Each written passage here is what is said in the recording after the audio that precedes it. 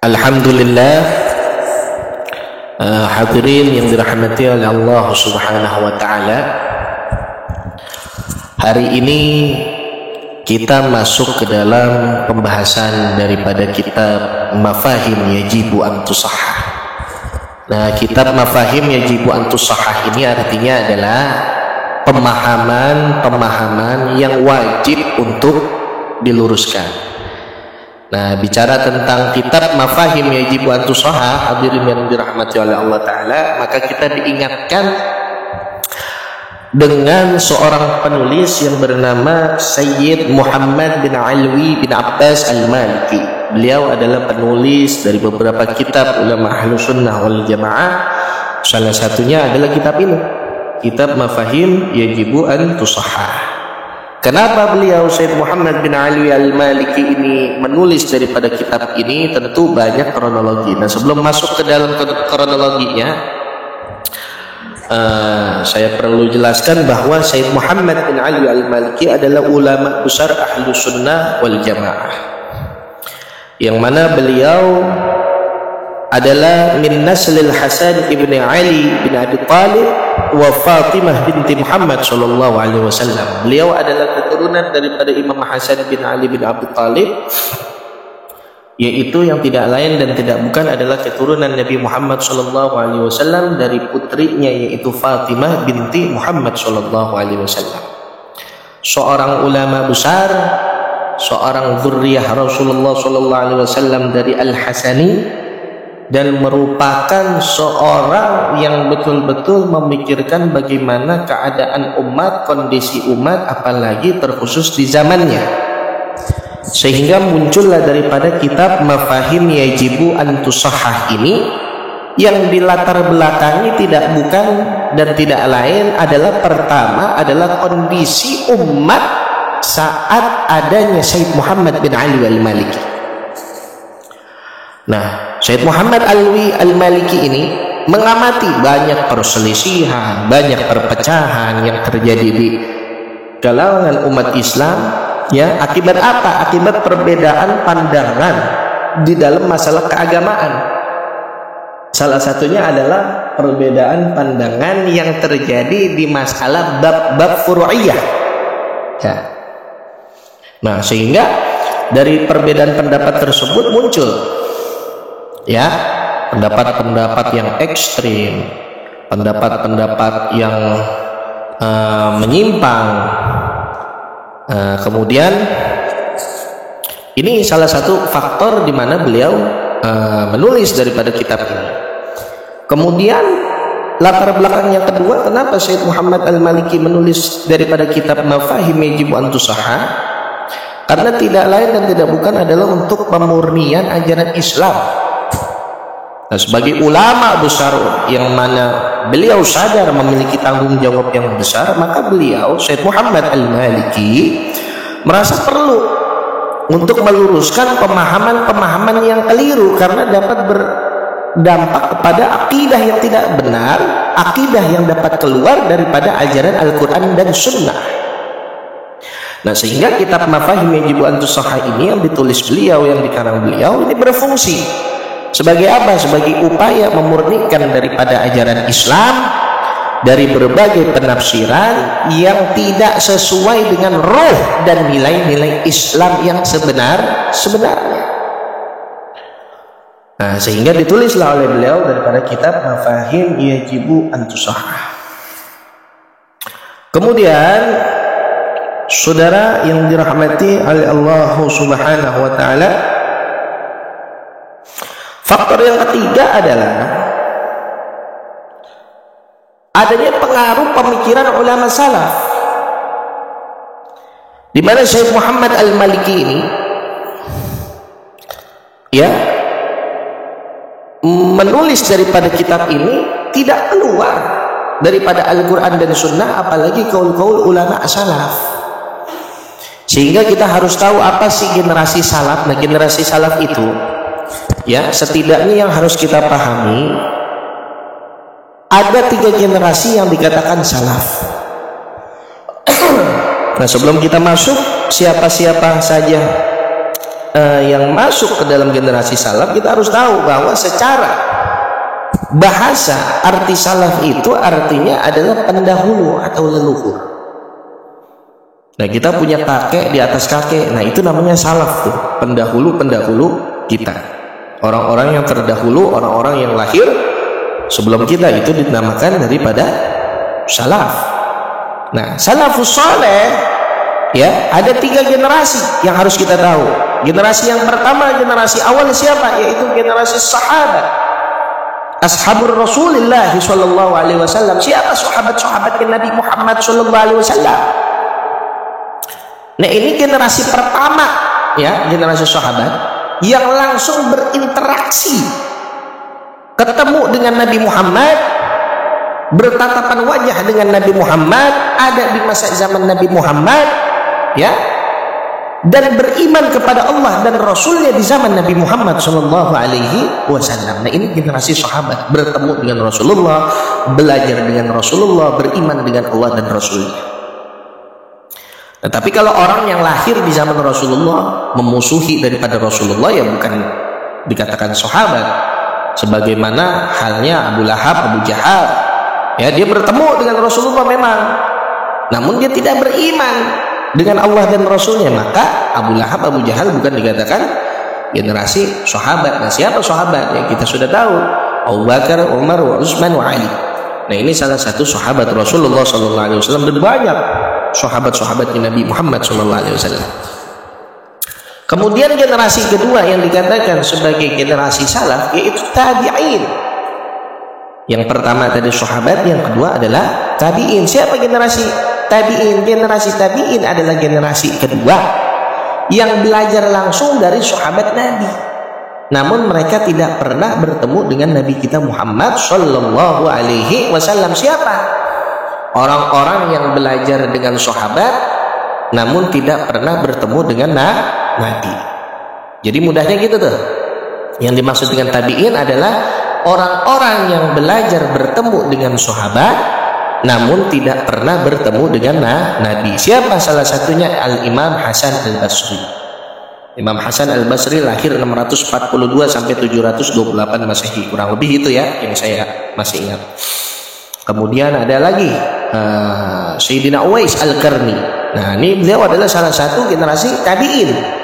Kemudian ada lagi ulama yang namanya Sa'id ibn al-Musayyib, ya, salah satu ulama yang terbuka, ahli hadis, ahli fikih, ya, yang bernama Sa'id bin al-Musayyib.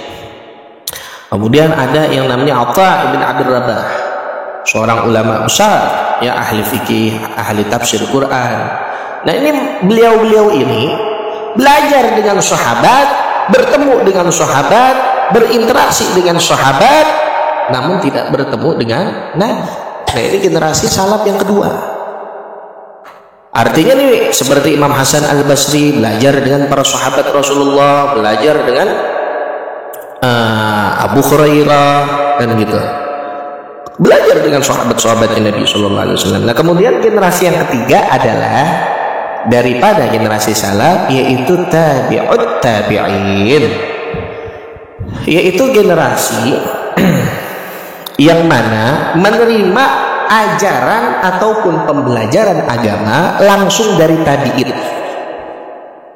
Jadi orang yang belajar dengan Imam Hasan Al-Basri, orang yang belajar dengan Al-Imam Atha ibn Rabah, maka murid-murid mereka ini disebut tabi'ut tabi'in. Siapa? Tidak lain dan tidak bukan adalah, ya, ulama-ulama mazhab kita Ahlus Sunnah wal Jamaah, ya, Imam Abu Hanifah, Imam Malik, kemudian Imam Lais bin Sa'ad, kemudian ada lagi Imam Syafi'i, Imam Ahmad bin Hanbal. Ini mereka adalah tabi'ut tabi'in.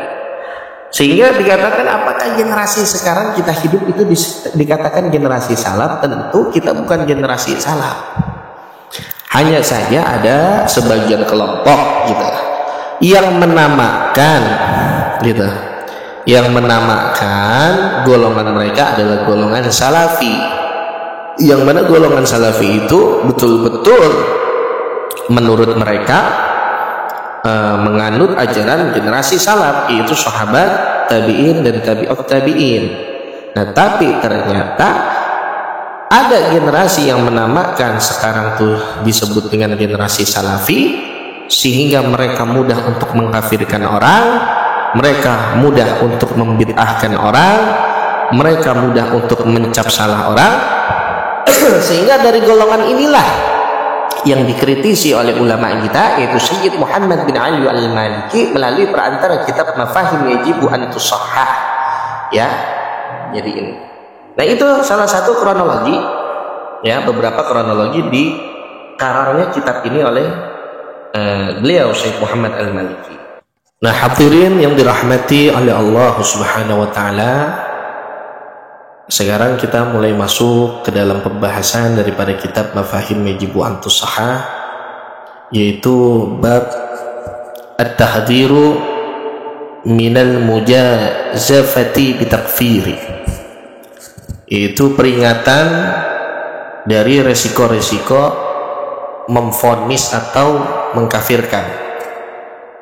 Jadi mengkafirkan seseorang itu ada akibatnya, ada resikonya. Qala al-muallif rahimahullah ta'ala wa nafa'ana bihi wa bi'ulumi fid dharain amin. Syekh Muhammad bin Ali al-Maliki ini berkata,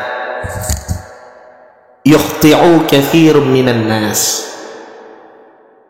Jadi banyak orang itu yang salah.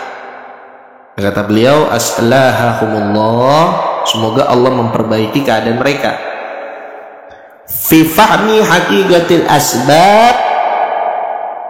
Nah, jadi manusia ini banyak yang salah. Salah dalam apa? Dalam memahami hakikat-hakikat, ya, atau sebab-sebab allati tukhriju sahibaha an dairatil Islam.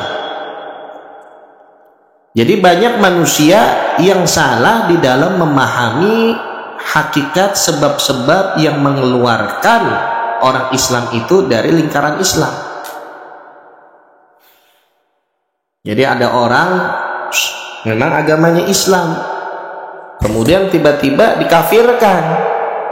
Nah, dikafirkan dengan yang mungkin menurut pendapat mereka itu benar, ini orang kafir. Nah, wa tujibu alaihi al-hukma bil kufri,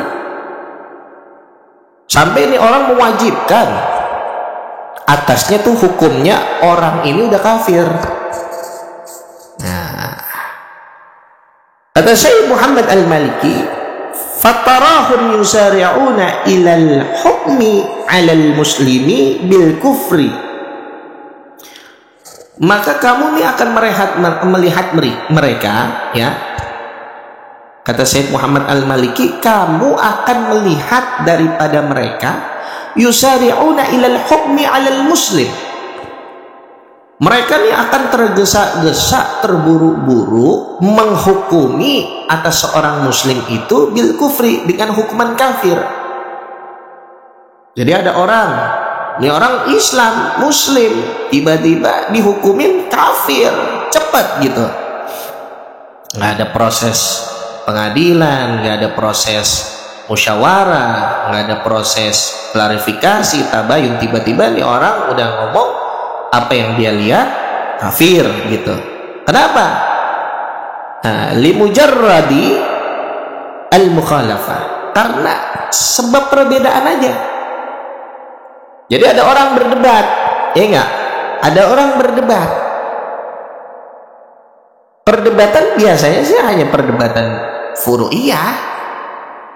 Semisal ada orang meninggal, nah, kalau orang-orang kita kan dibuat tuh 3 hari, 7 hari, 40 hari, ya enggak? Tiba-tiba dihukumin apa? Dihukumin, ada yang mengatakan bid'ah. Bid'ah itu kan menurut mereka fitnah, berarti kan orang-orang yang kufur. Nah, mereka cepat dalam memvonis hal demikian. Nah, sehingga apa? Orang yang masih memiliki iman di dalam hatinya, la ilaha illallah Muhammadur Rasulullah, haram hukumnya kita mengatakan orang itu kafir. Ya gak? Dalam mazhab Imam Syafi'i, hatta ada orang meninggalkan sholat dengan sengaja. Semisal ya, ini perbedaan pendapat nih. Ini orang sebetulnya masih dihukumin fasik bila mana dia bertobat kepada Allah Subhanahu wa ta'ala. Gitu. Tapi di zaman itu, di zaman Sayyid Muhammad Al-Maliki, di zaman sekarang, banyak orang yang sedikit-sedikit ada orang yang ngerjain sholat, ya nggak, tiba-tiba jebret kafir. Nah ini pemahaman yang harus diluruskan, sehingga karena banyak konsekuensi bila mana nih orang udah keluar dari Islam tuh banyak. Kafir kan ada dua, ada kafir harbi, ada kafir zimmi. Ada kafir yang diperangi, ada kafir yang dilindungin, gitu. Jadi nggak boleh sembarangan dikatakan kafir. Hatta lam yabqa, sampai kagak tersisa, kata Sayyid Muhammad Al-Maliki, hatta lam yabqa, sampai nantinya tidak tersisa minal muslimin, dari orang-orang muslim, ala wajhil ardi illal galil, sehingga tidak tersisa dari orang-orang muslim ini di muka bumi kecuali sedikit. Lah kalau dikit-dikit kita mengkafirkan orang, ada orang begini kafir, ada orang begini kafir, lah orang pada keluar Islam semua hukumnya, ya. Di bumi ini, kata Sayyid Muhammad Al-Maliki, sedikit jadinya orang Islam itu karena dengan mudahnya kita mengkafirkan daripada orang, gitu. Al-muslim akhul muslim, orang muslim saudara kita. Wa nahnu natalammasu lihaula'il udhra tahsinan li zanni, dan kami mencari alasan untuk mereka dengan memperbaiki sangkaan, gitu. Wa naqulu, dan kami berkata, la'alla niyatahum hasanat. Nah, kita walaupun mereka orangnya kayak gitu gampang kafirin, ya nggak, tapi kita harus ngomong mungkin niat mereka baik, mungkin. Min dafi'i wajibil amr bil ma'ruf wa nahy 'anil munkar, dari dorongan kewajiban amar ma'ruf nahi munkar. Sangkaan kita mungkin ini orang pengen amar ma'ruf nahi munkar kali, ya kan, awalnya gitu deh, ya nggak, kita tahu niat mereka mungkin ingin amar ma'ruf nahi munkar, tuh awalnya begitu. Walakin, dan tetapi, fatahum anna wajib al-amr bil ma'ruf wa nahi 'anil munkar, namun mereka melewatkan batasan nih bahwa kewajiban amar ma'ruf nahi munkar itu labudda harus fi adaihi minal hikmat wal mau'izatil hasanah. Amar ma'ruf itu pelaksanaannya kudu wajib, harus dikerjain dibarengin dengan hikmah wal mau'izatil hasanah, dan nasihat yang baik. Dan mereka lupa. Tadinya kita mikir mereka paling mau amar ma'ruf nahi munkar kali, tapi salah ternyata. Mereka lupa bahwasanya amar ma'ruf nahi munkar harus dikerjakan dalam bentuk pelaksanaan yang hikmah, yang berkesan. Jadi kita kalau nasihatin orang ini gak bisa nih, ya namanya nasihatin orang maki-maki dia, ngejatuhin dia di depan umum, haram hukumnya, dilarang sama agama. Nasihatin dia dengan lembut, ya nggak, bagaimana Rasulullah menasihati orang-orang di zaman itu, terkena kesannya, ingin ikut dengan ajarannya Nabi kita Muhammad SAW. Karena apa? Karena ada hikmah di situ. Wal mau'izatil hasanah, ya enggak? Dan nasihat yang baik. Karena Allah Ta'ala sendiri yang mengatakan di dalam Quran, ud'u ila sabili rabbik bil hikmati wal mau'izati hasanah wajadilhum billati hiya ahsan. Serulah mereka, ajaklah mereka di jalan Tuhanmu dengan hikmah wa mau'izatil hasanah, dan nasihat yang baik. Wajadilhum billati hiya ahsan. Kalau kalian nih berdebat dengan mereka, ada selisih dengan mereka, dengan cara yang baik, tetap dengan cara yang baik. Jadi nggak ada alasan di mana kita mengkafirkan seseorang, gitu. Wa idza tabil amru al-mujadalata, dan jika urusan ini mengharuskan perdebatan, yajibu an takuna billati hiya ahsan. Nah, kata Sayyid Muhammad Al-Maliki, kalau terjadi urusan perdebatan harus dengan cara yang baik. Kama qala ta'ala ud'u ila sabili rabbik bil hikmah wal mau'izatil hasanah wajadilhum billati hiya ahsan. Itu Quran surat An-Nahl ya, ayat 125.